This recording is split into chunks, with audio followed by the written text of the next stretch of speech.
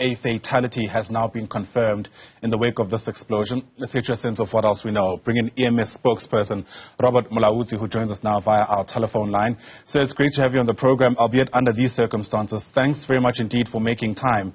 Our understanding is that this body was found in the early hours of this morning.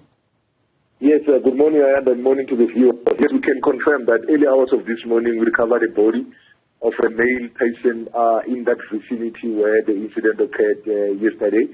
So this brings the total number of people to 42. 41 people were treated for serious injuries, to moderate and also to minor injuries yesterday, and they were transported to various healthcare facilities for further medical care. Sure. Are you able to tell us how you were able to find this person? Yes, the body was recovered as and when our City of Johannesburg emergency firefighters were conducting a search and recovery operation, removing those vehicles which were affected in the area, and then in the process we managed to recover this body of a male person. Sure. Egoli Gas has released a statement essentially saying that they are unlikely, at least their infrastructure is unlikely to have been the cause of this particular explosion. Are authorities and paramedics still treating this then as a possible gas leak explosion? Yeah, at this stage we cannot really confirm as to what might be the exact cause. I think the exact cause of the explosion will be determined after we have called all the experts, and then that whole pipeline has been investigated, and we can be able to confirm as to the source of the this explosion. Yes, we know that Egoli Gas issued a statement that there was no interruption in their pipeline, and then also their customers are receiving their services as usual. So from our side, as a city, we have got three theories here.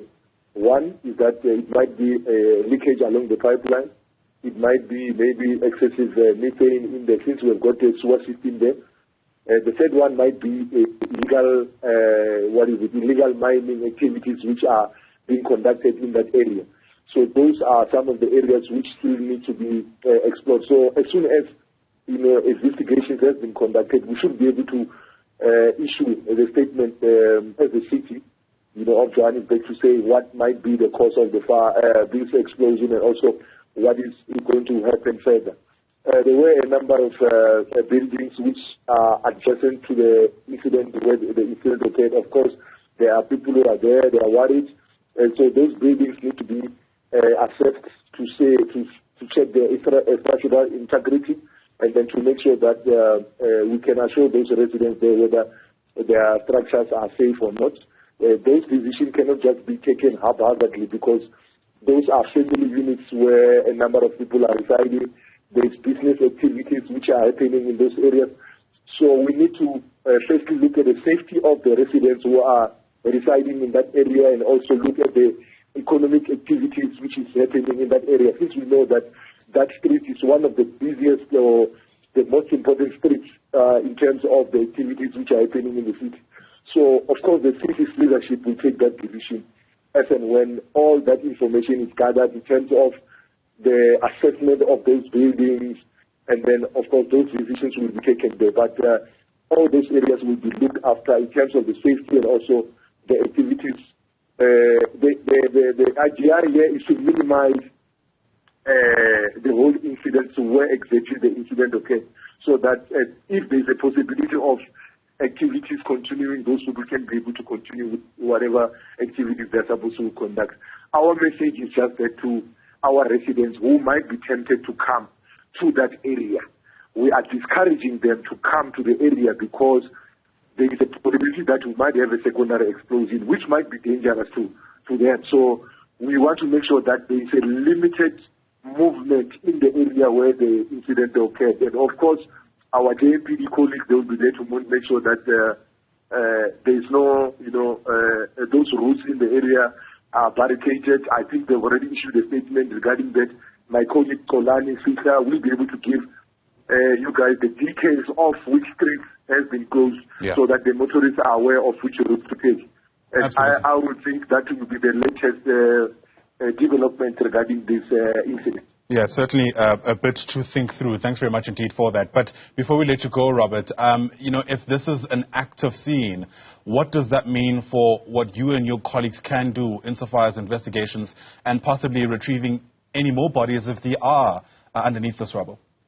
Yeah, we cannot rule out that possibility, but we can assure our residents that the city of Johannesburg, together with our colleagues from the province, the police and everybody is there, we are taking all our resources out there to make sure that we manage, the incident accordingly, and we minimize, or prevent further, incidents which might occur. So I would say that the incident is under control. We are able to manage, working together, we were able to manage the situation. Robert Mulaudzi is EMS's spokesperson.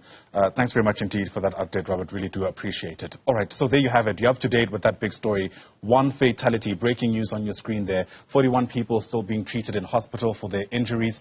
We also are now learning this morning that illegal mining is not being ruled out as a possible cause of this particular explosion, in a context where Egoli Gas yesterday releasing a statement saying that as far as they're concerned, their infrastructure is still intact. There are no detections of any kind of leak, and in fact, their customers are receiving gas uninterrupted.